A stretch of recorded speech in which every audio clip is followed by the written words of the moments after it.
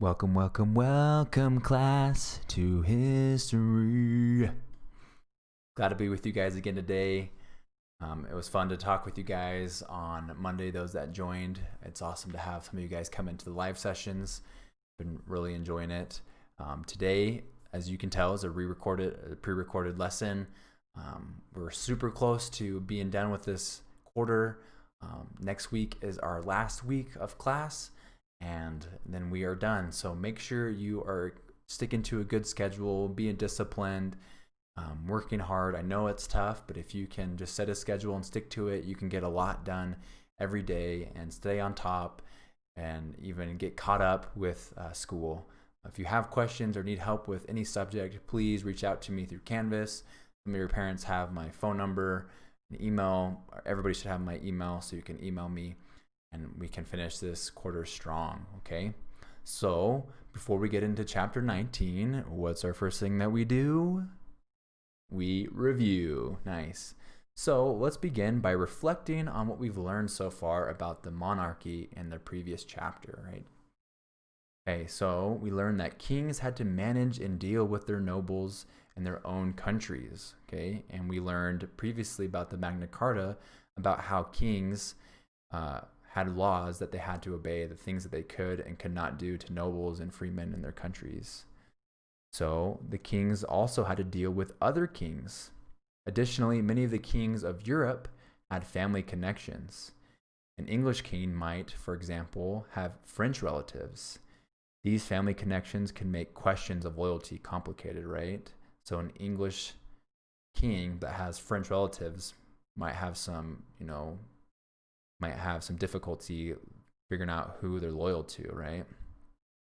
They also could make succession, the process of inheriting the throne, difficult and sometimes dangerous, right? So if you're an English king, but you have French relatives, maybe that French relative might, because they're related to you, might be able to take over the throne. So when kings died without a clear and strong heir, wars often erupted. So during this chapter, we will be learning about one such complicated succession, or someone taking over the throne after the Long War had started. Okay, and I think we've talked about the 100 Years' War. I think it was mentioned in King Arthur, right? So now let's get to know it a little bit better, okay? Our primary objectives for this chapter 19 is to describe the relationship between France and England in the Middle Ages and the factors that led to the 100 Years' War. So what things led to the 100 Years' War? What made it happen? We'll be able to describe the effects of the 100 Years' War on people living in both England and France. And then, as always, be able to understand the meaning of our chapter vocabulary words. Okay, so just a reminder, you get extra credit if you create your own sentence using one of the vocabulary words from this chapter and submit it in the text entry box associated with this assignment, this chapter reading. And those that are doing the chapter vocabulary, make sure you are using the definitions inside this book. That way I can tell that you are getting inside this book and at least reading it or following along with me, okay? All right, so let's start by calling attention to the big question. All right here. How did the decline of the feudal system change people's loyalties? All right, so I guess the feudal system is going to kind of come apart. And then how did that change people's loyalties after the feudal system fell apart? So as we read, let's look for answers of how the decline of the feudal system changed people's loyalties. Let's start reading, and please follow along with me. Either read aloud with me or read in your head as well, and that will help you remember a little bit better of what we're reading. So chapter 19, the 100 Years' War. An unstable situation. For many generations, the rulers of England spoke French better than they spoke English. So a generation, we've talked about this before, but let's get a little refresher, is all the people born and living at around the same time, equal to about 25 years. So for many generations, most people spoke French better than they spoke English. To make things even more confusing, many English nobles were required to be loyal to the King of France too. How could this be? Many years earlier, the French ancestors of a number of English nobles had received land from the King of France. So an ancestor is a relative who lived a long time ago. So maybe some of you guys have a lot of ancestors that lived here in Gallup, and then you guys have just stayed here over generations. As a result of the feudal system, this meant that they and their heirs continued to owe loyalty to the French king. This became a very big problem when the kings of England and France went to war. That would be a problem, right? France giving land to people of English descent, but then going to war, who are they going to be loyal to? So here is a depiction of a king or a noble that had French ancestors. Many English nobles had French ancestors. Here was another complicated part of feudalism. These nobles and monarchs could marry only other monarchs and high-ranking nobles. As a result, kings and nobles around Europe were often related to one another. This caused great confusion when a king died. In fact, most wars were fought over the succession or the order in which people took over the throne. Remember the Battle of Hastings? In the early 1300s, the King of France died. He had no sons to take his place on the throne. However, the King of England, Edward III, was his nephew. Edward decided to take advantage of the relationship, and he claimed the throne of France. But nobody in France accepted his claim.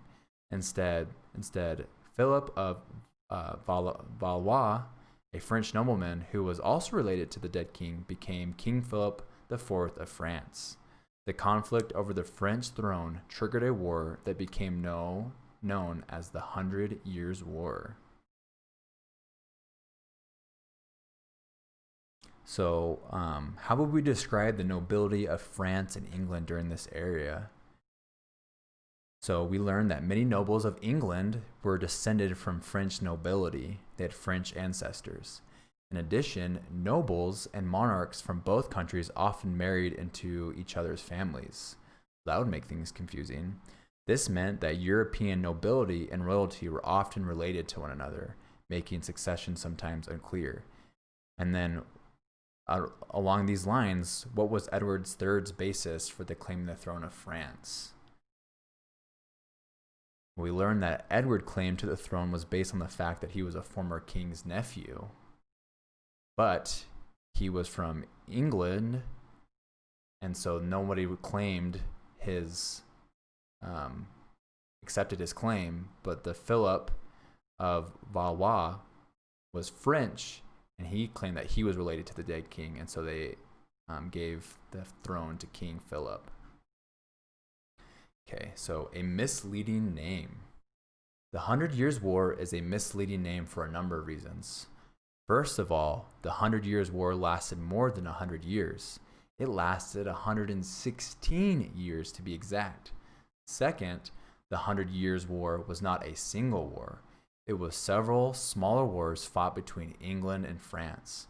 War did not go on all the time during the 116 years from 1337 to 1453.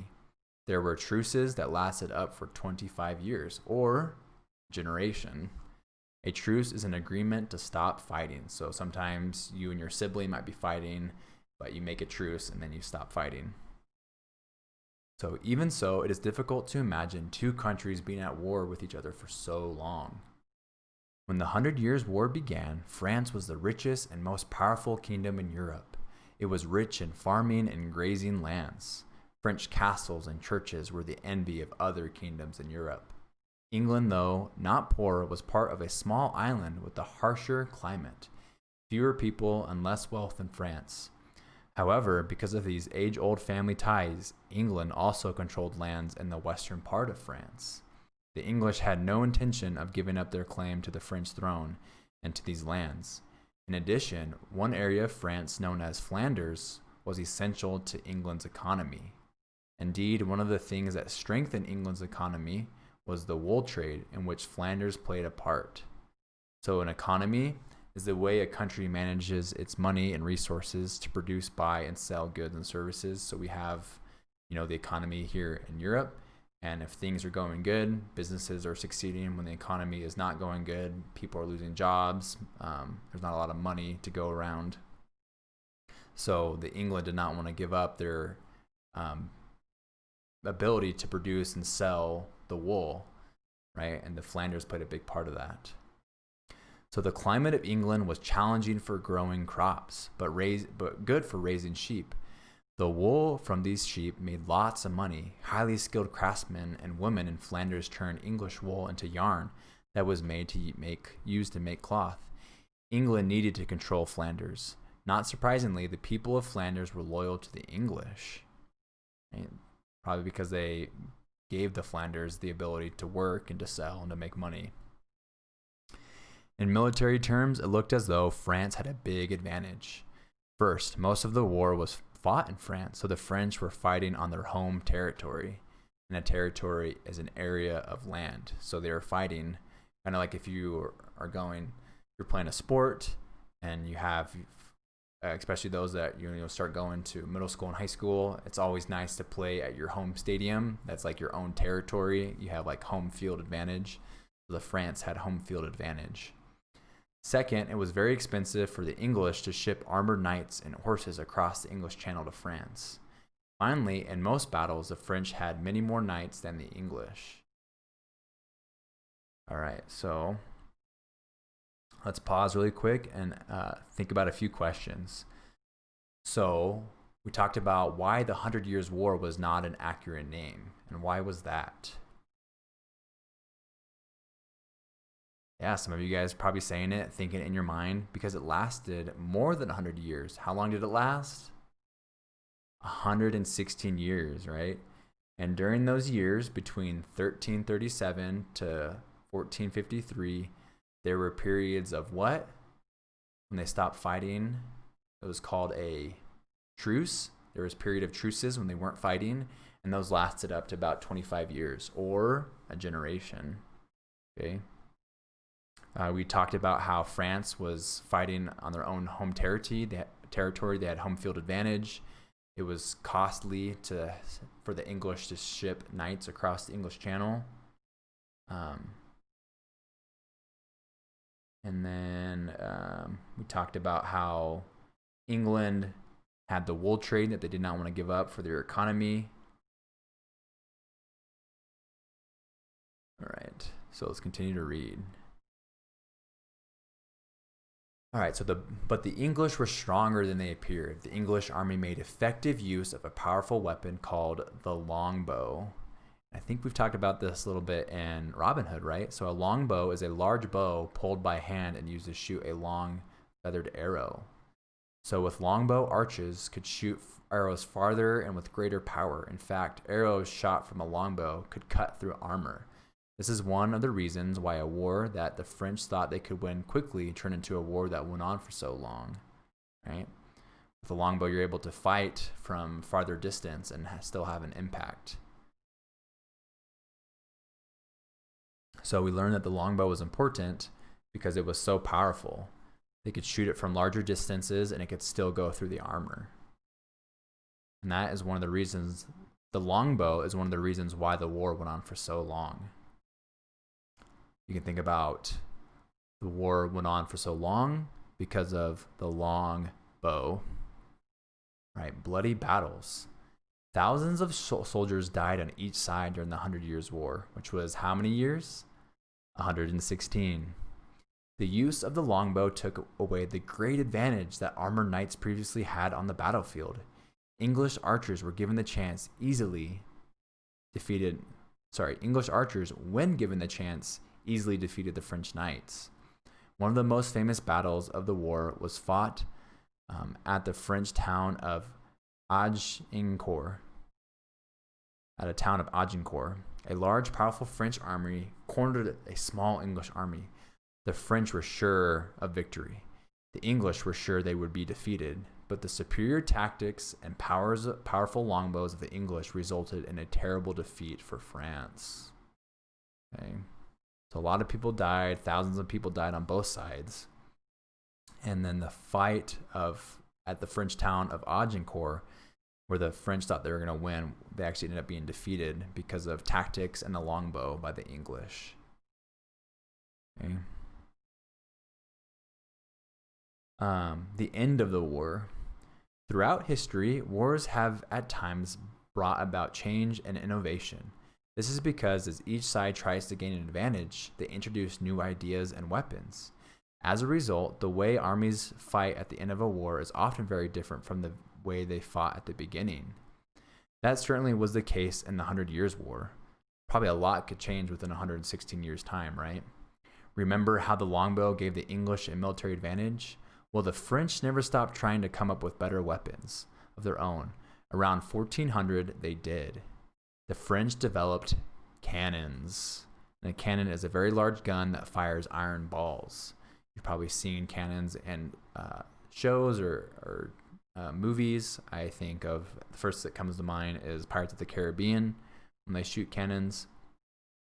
So the French developed cannons that were very powerful, easy to move around, and accurate.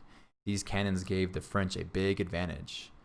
Finally, the fighting stopped. The French had won. England was forced to give up almost all the territory it had controlled in France. Okay. So we learned that the longbow changed the warfare for English, gave English the advantage. But then we learned that in the year 1400, or around 1400, the French developed the cannon, which is a big iron ball being fired at you, which would probably do a lot more damage than an arrow, especially to like structures or castles, right? All right, so let's learn about the effects of the war, and this is our last 2 pages, okay? And let's think about how the war affected citizens and how it also affected Europe. So we just learned that England was forced to give up almost all the territory it had controlled in France. And let's learn about a little bit more of the effects of the war. The 100 Years' War is more important for what happened to England and France than for the military results. Yes, France won the war and took territory from England, but both kingdoms were now changed forever. France was terribly weakened from all the fighting on French land. English soldiers far from home had routinely looted French towns, villages, and farms. So kind of like busting in and taking what was not theirs. English soldiers had held entire villages for ransom. They would capture a village, then threaten to burn it and kill everyone if people didn't give them money. All this looting and ransoming left France poorer than it had been before the war. It also left a feeling of hatred between the French and the English that lasted for hundreds of years. The war had been very costly on the English side too. Thousands of soldiers had died. Trade had suffered. Here's a picture of the use of the cannon that changed the warfare in the Middle Ages. So we learned that English soldiers kind of took hostages for ransom and burned villages if they didn't give them money. They looted, took things that weren't theirs. That definitely affected the ordinary citizens. Those that weren't even a part of the fight ended up being affected and harmed because of the war. Men in both countries would have been worried about being sent to war. Noble families became weaker as many men died in battles, making the central governments led by kings stronger. Feudalism was also disappearing, so people felt more loyalty to their kings. Okay, so our last thing is a different world. So if there were any real winners, they were the kings of both France and England. The deaths of so many knights weakened many noble families. The power of the noble barons was reduced, the ones that wrote the Magna Carta, and kings in both countries became stronger. The war also weakened the rule of feudalism. Towns and cities began to grow in size and power. Loyalty to feudal nobles declined, but a sense of loyalty to king and country grew. This strong feeling for their country led to another big change for the English that affects us today. During the war, the rulers of England and most educated and wealthy people stopped speaking French and began speaking English. Books and documents began to be written in English. People began to feel more united around a common language and culture. History is always clearer when we look back on it than it is to the people living through it. Although the people didn't know it at all, at the time, a new age was on the horizon. Okay, so there was a lot of bad things that happened, like many people died, they lost land, but on both sides, there was a bigger uniting effort, and in England, they started speaking English, and they felt more united and more like a community. Okay, so let's review our big question to end this lesson. This one was going a little bit longer than I thought. I hope you guys are staying focused and following along. So let's end this so it doesn't go too much longer. I want to keep it short but also sweet. Make sure you guys are learning the things that you should be learning, but not to drag on. So with your big question, how did the decline of the feudal system change people's loyalties? So some key points.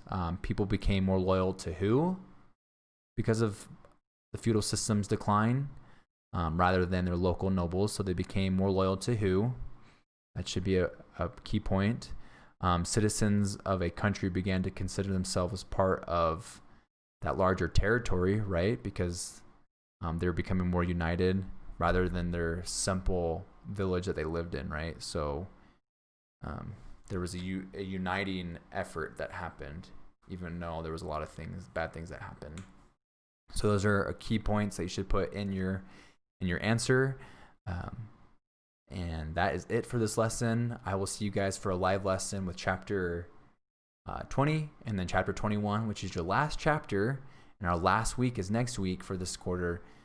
So I'll see you in that video. Please make sure you are getting caught up if you're behind, and those that are on top of it, you guys are doing great. Keep staying on top of it, and let's finish this quarter strong. You guys are awesome, and I will see you guys in the next video.